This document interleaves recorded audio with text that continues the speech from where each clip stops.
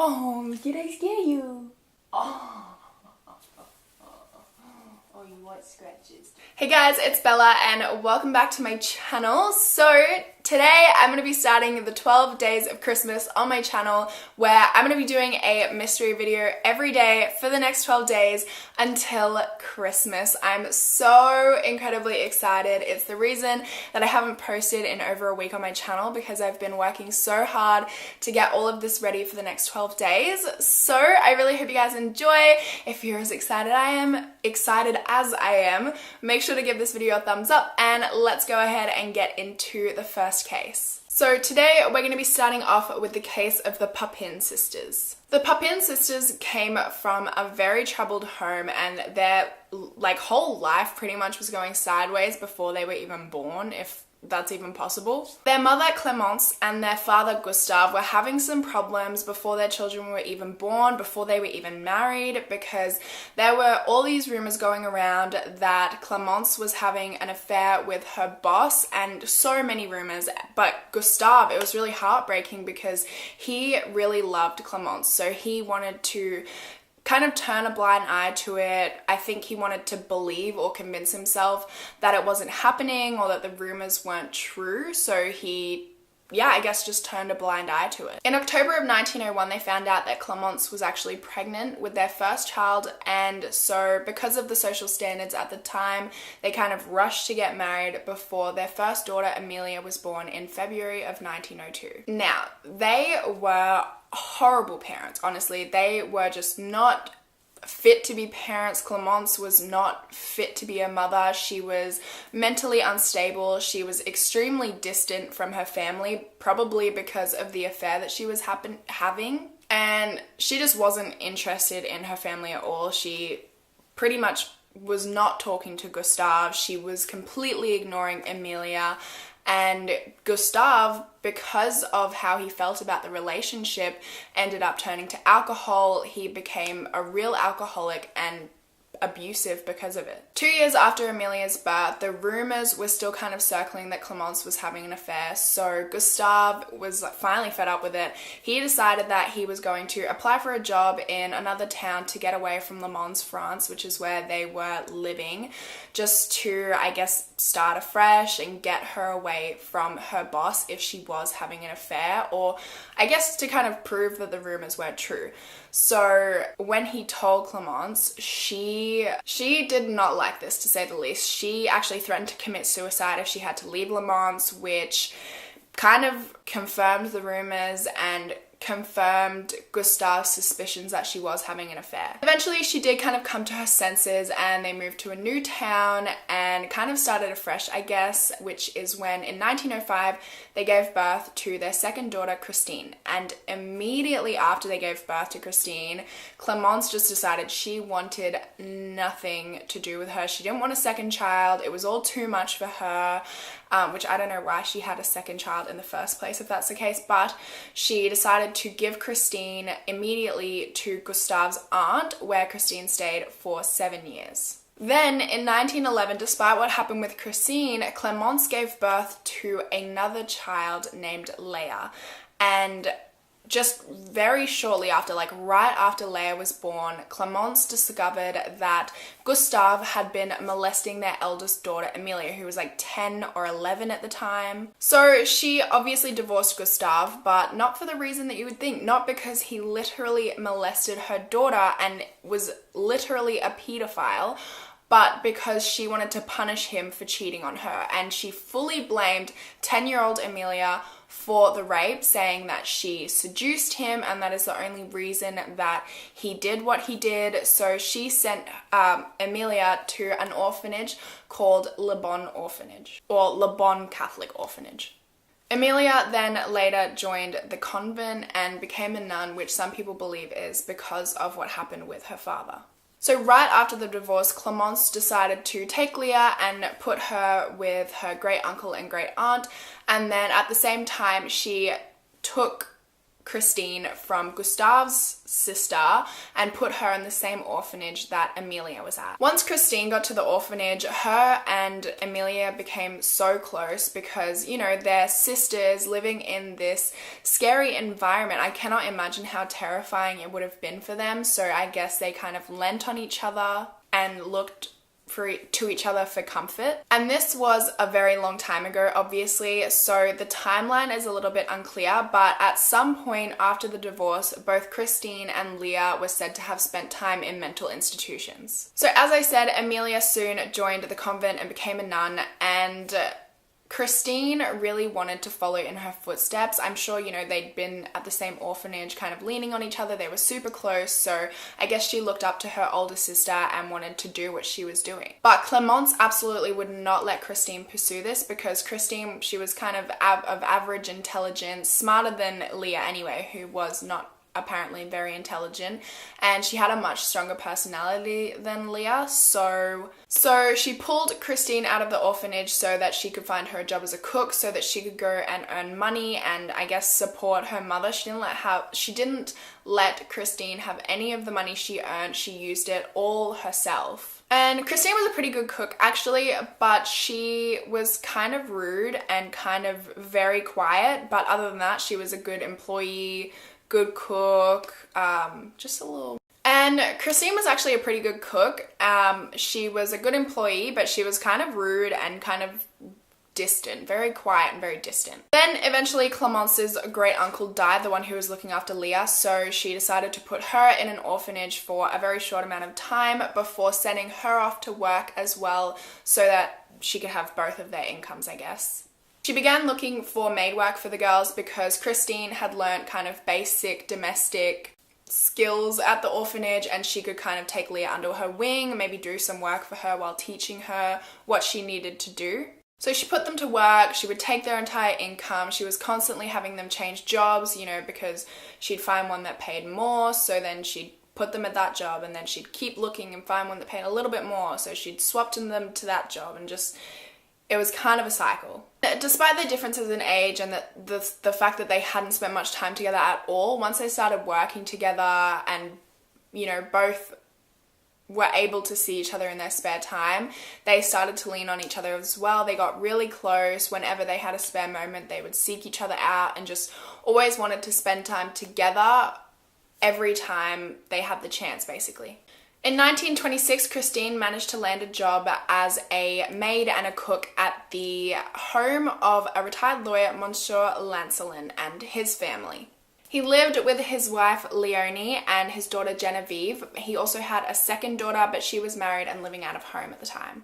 So after a few months of work and the fact that she had been doing good work, she was a good maid, a good cook, she convinced them to take Leah in as a chambermaid. They worked 14-hour days, and Madame Lancelin was said to be extremely harsh and very particular. Like, she would go up to, I don't know, flat surfaces and put her hand along them. If there was dust, she would go off and get mad at the girls. Like, everything needed to be done to absolute perfection, to her absolute perfection. She would take money from them if things weren't done to her standards, and she would constantly check on them throughout the day to make sure they were doing what they needed to do and it was done to her standards. I guess, I don't know if it was harshness, if she was just rude, or if she wanted to take money from them. Now, this job was a live-in job, so they spent 14 hours there. They would have breaks in this 14 hours and then they would go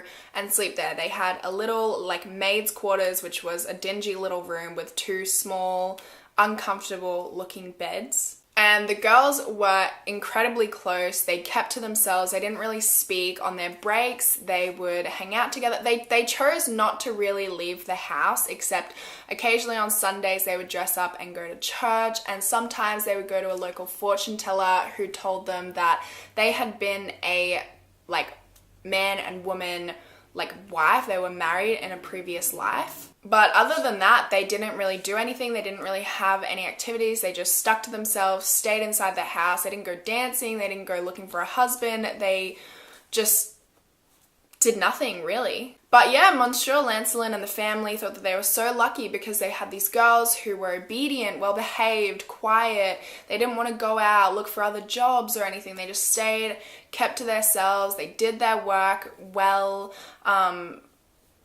But there were a few people that thought they were weird. Local shopkeepers thought they were very strange.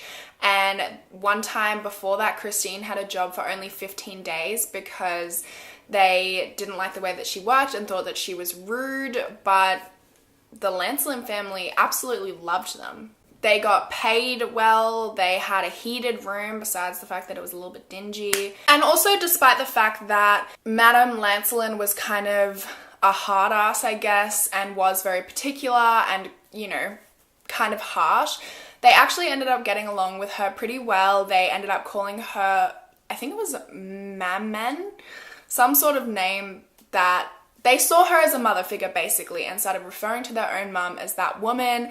And Madame Lancelin started, you know, sticking up for them. She found out that they were sending all of their money back to their mum and encouraged them not to do that and to keep the money for themselves. But it kind of started to go downhill a little bit. So she was really nice at first despite being a little harsh, but then something just changed. She started becoming ruder. She started pinching them. She started physically abusing them when they did something that wasn't to her standards. She even went as far as to, one time there was like a tiny little piece of scrap paper or something on the floor and she made her get onto her knees to pick it up for her.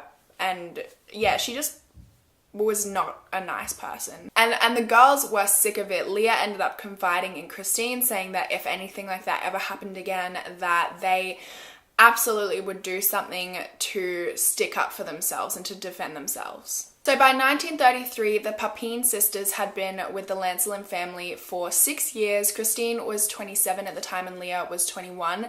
And Madame Lancelin was just getting really bad. Like, she was bad at this point. So on the 2nd of February in 1933, Leonie, Madame Lancelin, and her daughter Genevieve went out of the house for a little while. They were supposed to meet René, who was Monsieur Lancelin, as well as his son-in-law at dinner at Leonie's brother's house that night, but for some reason, instead, they decided to go back to the house. When they got back to the house, they found that all of the power was out because Christine had used an iron that had fused, like blown a fuse in the house, which is why all the power was out. And this was kind of like a common occurrence. It had happened, that was the second time that it had happened that week.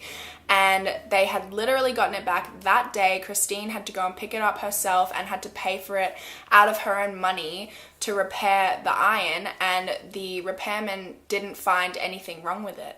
So Madame Lancelin was furious about this. She just went absolutely berserk at them, which is when Christine picked up this pewter jug and just smashed her over the head with it. So then Genevieve came and tried to stick up for her mother, and then her and Christine started fighting, which is when Leah got involved as well.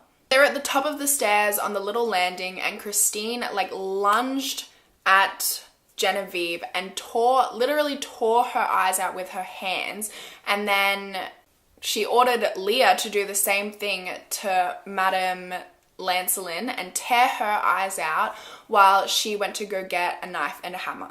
She then ran back and bludgeoned both Leonie and Genevieve and also like was slicing them and using the pewter jug to like bash their heads in. It was totally gruesome. According to experts, the entire thing lasted for 30 minutes, which is an insanely long time to just like torture somebody. The girls later admitted that Christine and Leah were moaning and screaming during the whole thing, but they couldn't hear what they were saying, or more like they didn't take any notice of it. Then after they decided they were definitely dead, they decided to kind of prepare them as if they were preparing to cook them. Christine actually described it as the way that you would cook rabbit from this like cookbook from 1901. So specifically they were getting them ready to cook like a specific dish from a cookbook. Then after they did that, they decided they weren't done. They decided to lift their skirts up, take their underwear off, and they decided to slash all of their legs and their bums. And then, kind of like they were basting them, like putting a sauce on them, they decided to use the blood from the girls and rub this all over their bodies. Then after that, they decided they were done, I guess. They tidied up the house a little bit and then got ready for bed, got into their pajamas, brushed their teeth, whatever, and got ready for bed as if it was the most normal thing. So then at around 6:30 or 7, the girls had never shown up for dinner, so Monsieur Lancelin was a little bit concerned. He and his son-in-law went back to his house to see if they were there, what was going on, and then when they got there, the entire house was locked. It was super sketchy. There was also like a candle flickering in one of the upstairs windows, so he was very sketched out. He decided to call the police, and the way the police got in was by scaling a back wall. Then when they got in, that is when they discovered the literal most disgusting, gruesome murder scene of his wife and his daughter. They saw that most of the injuries were on the girls' faces, and they were so bad that they were unrecognizable. They saw all of the stab wounds all over the legs. They saw that there were teeth missing and all over the floor. Their eyeballs were gone, obviously. They found one of Genevieve's eyeballs on top of the stairs and then another one under her body after they moved her. And they found Madame Lancelin's. One of them was like hidden in her scarf. Madame Lancelin was found lying on her back with her legs apart and just one shoe on. And Genevieve's body was found face down. Both of their skirts were up and their genitals were exposed. So because of the time it was indecent to take photos of them. So they like pulled their pants up and put their skirts down before they took any crime scene photos or anything. And they found next to their bodies a bloody knife, and there was just blood everywhere. Like so much blood, it even got onto the walls 2 meters up. Obviously, after discovering the bodies, they searched the rest of the house, and at the time they were fully expecting to find that something had happened to the Papin sisters as well, and they did not expect them at first at all. When they got to the maid's room, they found that the door was locked, and so they had to get a locksmith in to unlock it so that they could get in, which is when they found the 2 girls in their dressing gowns. Some people say that they were naked, but most of the sources I found said they were in their dressing gowns. They were clutching each other extremely closely. They were completely clean, but then they had the murder weapons in there, which were covered in blood. So immediately they arrested them, took them into custody, and the girls immediately admitted their guilt. They explained everything they did. They explained that they were basting them and that they were like getting them ready as if to cook them like the rabbit dish. They told them everything, the fact that they were yelling out and they couldn't hear what they were saying. So they took them into custody and put them into jail immediately. When they were put into prison, they were separated, and they became extremely distressed when they were separated, especially Christine. She tried to gouge her own eyes out. She was having fits, and she admitted that she was experiencing the same fit the night of the murders. And so they let them see each other. They let them have kind of like a meeting, which was supervised. And they said that in this meeting, they were acting as though, and they were saying things which indicated that they had had a sexual relationship. They were examined by multiple doctors to determine their mental state, to determine the state of their relationship. They said that Christine was definitely the dominant sister and that Leah looked up to her. And they also said they were both competent enough to be held accountable for their actions and to stand trial, and that they knew that what they were doing was wrong. So the trial began in September of 1933. It went for 13 hours and it took the jury 40 minutes to convict them of the crime, but they were both sentenced differently. Leah was only sentenced to 10 years of hard labor because it was determined that she was heavily influenced by her sister, but Christine, on the other hand, was sentenced to death, but this was later commuted to a life sentence. As soon as Christine got to prison, she showed immediate signs of mental decline. She was extremely depressed. She stopped eating, and then because of this, they moved her to a mental prison where in 1937 she died of a word I can't pronounce, but I'll put on the screen, which basically is she died from wasting away. Leah was released from her prison sentence after 8 years in 1941, and she then went to live with her mother. And she passed away in either 1982 or 2001. Different sources say different things, so I'm not really sure. But that is the entire story, the entire case. Of course, as with all of my cases, if I have missed anything, please feel free to leave it in the comments below, because I would love to hear it, and I'm sure everyone watching this video would also like to hear it. And let me know what you think of the case down below, any cases that you want me to cover in the future, and I will see you guys tomorrow. Bye!